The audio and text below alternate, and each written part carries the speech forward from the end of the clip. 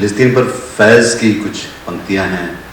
दूर परदेश की बेमहर गुज़रगाहों में, अजनबी शहर की बेनाम व निशा राहों में, जिस ज़मीं पर भी खिला मेरे लहू का परचम, लहलहाता है वहाँ अर्ज़ फ़िलिस्तीन का अलम। तेरे आदा ने किया एक फ़िलिस्तीन बर्बाद, तेरे ज़ख्मों ने किए कितने फ़िलिस्तीन आबाद। इस मौके पर निधीश त्यागी ने माया अबू अल हयात की कविता महमूद सुनाई। महमूद हमारा बेटा हो सकता था, मैं उसके इस नाम पर एतराज़ करती और तुम पारिवारिक कारणों से जिद पकड़कर बैठ जाते। पारिवारिक कारणों से जिद पकड़कर बैठ जाते।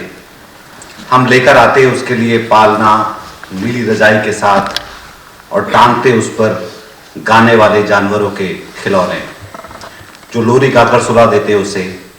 रात भर जागते उसके पहले दांत के निकलने पर, दुनिया भर के नुस्खे आजमाते कि मेरी छातियों से इतना दूध ना उतरता कि उस भुक्खड़ के लिए काफ़ी हो, और नए निकॉन कैमरे से कैद करते उसका पहला कदम। यह तो होता है कि बोलना सीखने में वह बिल्कुल पछाड़ देता तुम्हारी भतीजी को। हम उसके स्कूल को लेकर राजी ना होते। कोई बुराई नहीं सरकारी स्कूलों में, तुम कहते, और मैं प्राइवेट स्कूल की मांग करती। और फिर तुम बचे हुए डॉलर गिनते हुए अपनी शक्ल उठाकर मेरी सूरत की तरफ देखते, जो रो रही होती बजट को बैलेंस करने की दुहाई देती हुई। हम खुश होते उसके स्कूल का पहला बैग एक हाथ में और दूसरा हाथ हमसे पहले पड़ोसन की बेटी को हिलाया जाता हुआ। उसकी टीचर उसकी शिकायत करती, जैसा सारी टीचर किया करती हैं, और हम बाद में उसके अंधेपन के लिए कई नाम सोचते, जो देख नहीं पा रही हमारी इकलौती औलाद के जीनियस को। हाँ, हम उसके लिए बैटरी से चलने वाली कार खरीदते, उसके लिए कागज़ का जहाज बनाते जो उड़कर ना देता, उसके दांत साफ करते, उसके कॉलर खड़े करते कि वह थोड़ा कूल लगे। और वह तुम्हारे बजाय मुझसे कहीं ज़्यादा प्यार करता, जिसकी वजह मेरी समझ के बाहर होती। तुम्हारी कुढ़न थोड़ी रहस्यमय होने लगती, और जब उसकी आवाज़ बदलती तो वह हम दोनों से नफरत करने लगता और पड़ोसन की लड़की से कहीं ज़्यादा प्यार। फिक्र रात देर तक हमारा पीछा करती, हमारी फुसफुसाहटें हमसे सब्र करने को कहती, जाने दो, और दूर से निगाह रखने को कहती। पर तुम्हारा फ्यूज उड़ जाता उसकी पहली सिगरेट पर। लॉन्ड्री रूम में मिली डिब्बी पर उसकी करुण आवाज़ रोक लेती तुम्हें उस पर झन्नाटेदार तमाचा लगाने से। तुम उसे माफ़ कर देते, तुम हो ही कुछ ऐसे। वह छुपकर ही सिगरेट पीता, पर चेक पॉइंट पर जब पहली बार सिपाहियों की तरफ जब वह पहला पत्थर फेंकता, मनल की आंखों में थोड़ा और हीरो बनने के लिए, हमारे घर में तो जंग ही छिड़ जाती। काटने से लेकर चप्पलों का उड़ना, रात की बहसों से हम किसी नतीजे तक ना पहुंचते। मैं उसे अपने दांतों में भींचकर एक पड़ोसी से दूसरे के यहाँ लेकर जाती कि वह बचा रहे, पर वह भाग जाता। वह हमेशा से ही ऐसा था, भटका हुआ नौजवान जो दिल और आत्मा निचोड़ देता है, वह था ही ऐसा। तब भी तुम शहीद हुए उसके पैदा होने से 8 साल पहले, और वह तुम्हारे जाने के 8 साल बाद।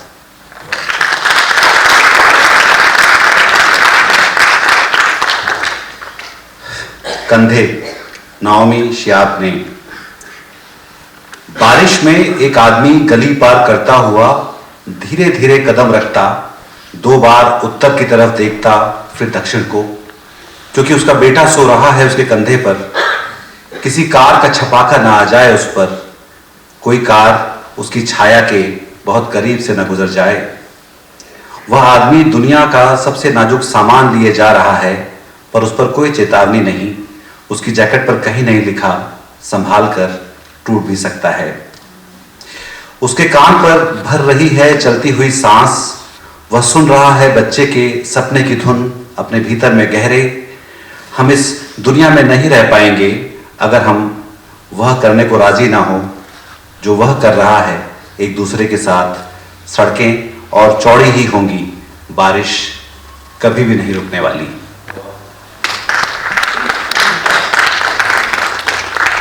ये कविता है हनान मिखाइल अशरावी की, लगभग 4 साल की बच्ची की डायरी से। पट्टियां कल खुल जाएंगी, सोच रही हूं कि क्या संतरा आधा दिखेगा, आधा सेब मां का आधा चेहरा, बची हुई एक आंख से। गोली तो नहीं दिखी मुझे, पर दर्द महसूस हुआ उसका, सर में फिर फटता हुआ।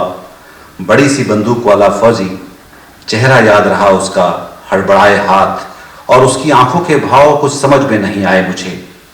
उसे मैं आंख बंद कर भी इतना साफ देख सकती हूं। हो सकता है कि हमारे सर के भीतर एक और जोड़ा हो आंखों का, भरपाई करता उन आंखों की जो खो देते हैं हम। अगले महीने मेरी सालगिरह पर मेरे पास कांच की बिल्कुल नई आंख होगी। शायद चीजें थोड़ा गोल दिखलाई देंगी और बीच से फैली हुई। मैंने अपने सारे कंचों में झांक कर देखा है, जिससे दुनिया अजीबोगरीब लगती है। सुना है एक 9 माह की बच्ची को भी खोनी पड़ी अपनी आंख।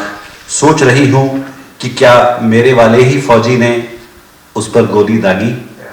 फौजी जो ढूंढता रहता हो उन बच्चियों को जो उसकी आंख में सीधे देखते हैं।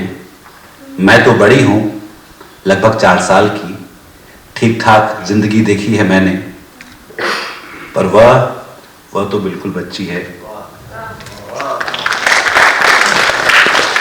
ये आखिरी कविता है ऐलान बशारत की, मेरी 16 साल की मां। क्या कर रही है 80 के आसपास की मेरी मां इन स्थितियों में, जब कांच के पीछे से देखती है हालात को।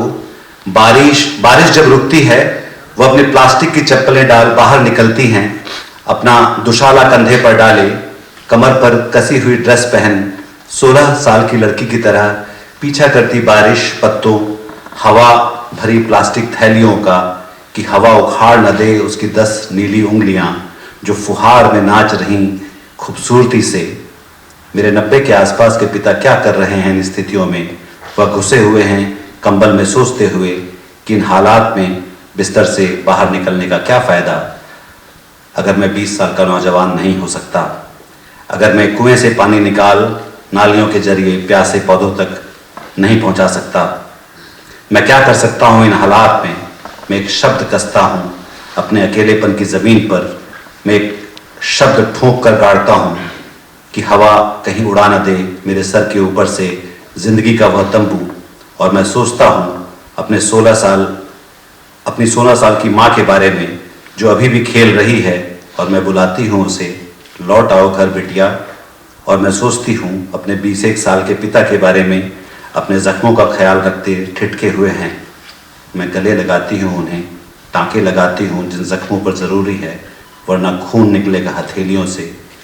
अभी जवान हो तुम, पूरी जिंदगी पड़ी है सामने तुम्हारे। और मैं सोचती हूं तुम्हें क्या कर रहे हो इन हालात में। तुम शांति से जवाब दोगे सपाट जुबान में, जिससे किसी की भी नींद में खलल पड़ जाए। कुछ नहीं, मैं कुछ नहीं कर रहा।